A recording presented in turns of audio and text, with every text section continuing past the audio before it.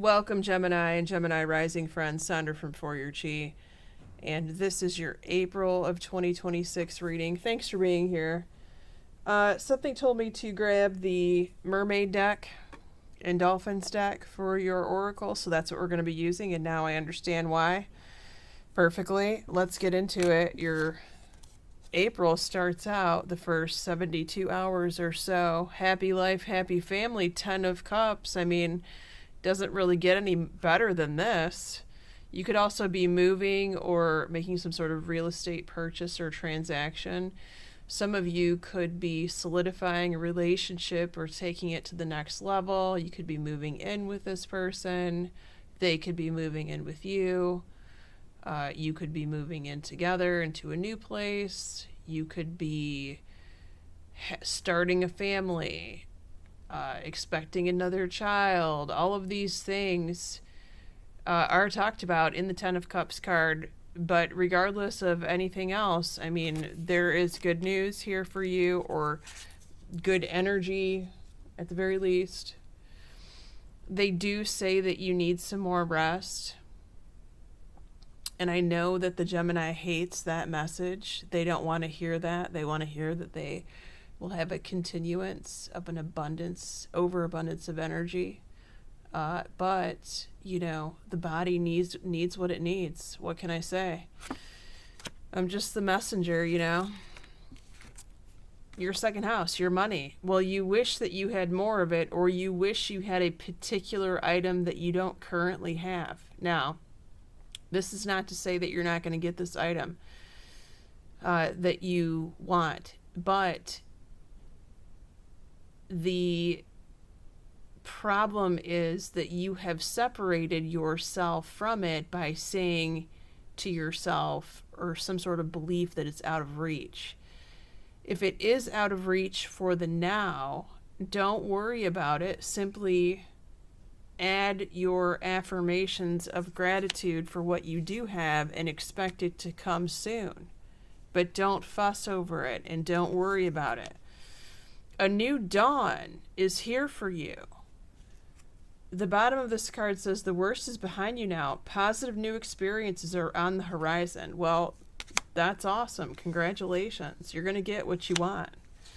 It might not be this month, but it's coming. Your third house. Speaking of money coming, your brother or sister is about to get handed some money here. Now, this is not money that comes out of thin air. This is money that they have worked very hard for in some sort of career. Of course, this could be like, you know, a promotion, a bonus. This could be a new job opportunity or contract that's offered. And with this money apparently comes extra responsibilities that they perhaps have not had to deal with yet because they received the consultant expert card. Of course, this could be talking about the obvious thing of some sort of, you know, financial retirement expert, I guess. If they're into that, I personally don't trust these types of folks. Because I have been around long enough to know and ask a lot of questions, like, where were these professionals, quote, in air quotes, when the 2008 crash happened, and the majority of the folks lost their 401ks values. So this is why I don't trust these people. But if this is not talking about a financial sort of expert, this could be talking about your brother or sister getting offered a contract, and they have to have a expert look at the fine print and details to make sure that they understand what they're signing before they sign it. I know that makes sense to you all. You get it. If you can pass along that message, please do. Your fourth house of home, where you currently live. This could be talking about your father or your father figure if it's not talking about where you live. Victory and success. Hooray! There's something to celebrate with your home, or this could be a celebration in your home if you're hosting some sort of an event or party or dinner. Empowerment. there is a message here that talks about you need to realize how powerful you are. You need to realize the impact that you have on other people. And this is a positive impact. Other people are looking up to you, Gemini, even if you don't feel it or you don't think so. They are. They want what you have, but they don't know how to get there. They're just not as dynamic as you, let's face it. Now, this could be someone who is visiting you, especially if you're hosting some sort of event at your house. So just remember how powerful you are. Now, this is a very interesting message here in your fifth house. Fifth house rules your social life, social circle, your fun, your friends, dating for those of you single Gemini people, and younger children for those of you that have multiple children. Intuition. Okay. So either you are getting an intuitive hit about a certain friendship. Now, this could even be a dream that you have about a friend in your circle. And you're going to want to pay attention to the messages that come in this dream because they're trying to give you a heads up on something. For those of you where you have a younger child that this applies to, this intuitive message is talking about their own gifts at this time. And if you're saying to yourself, well, Sondra, my youngest is already super intuitive, well, they're honing in on it in April for some reason. And these kinds of things, they wax and wane. And so this kid is off the chain with their predictions this month.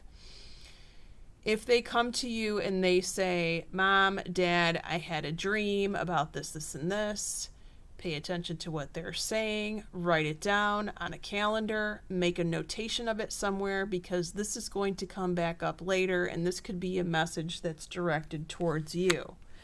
Now, you did get a card about your being helped here. So there could be a spirit guide that's involved in all of this intuitive messages where the angels and the guides and the whoever that helps us, Mother Mary, Saint Francis, Aunt Helen, Aunt Sophie, Grandma Lee are helping us on the other side.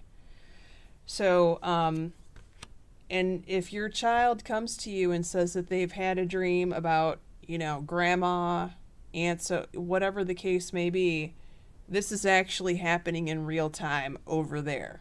So, they're working on things for you, or they could be working on things for your child in this manner. Now, this is just such a Gemini message. I love it.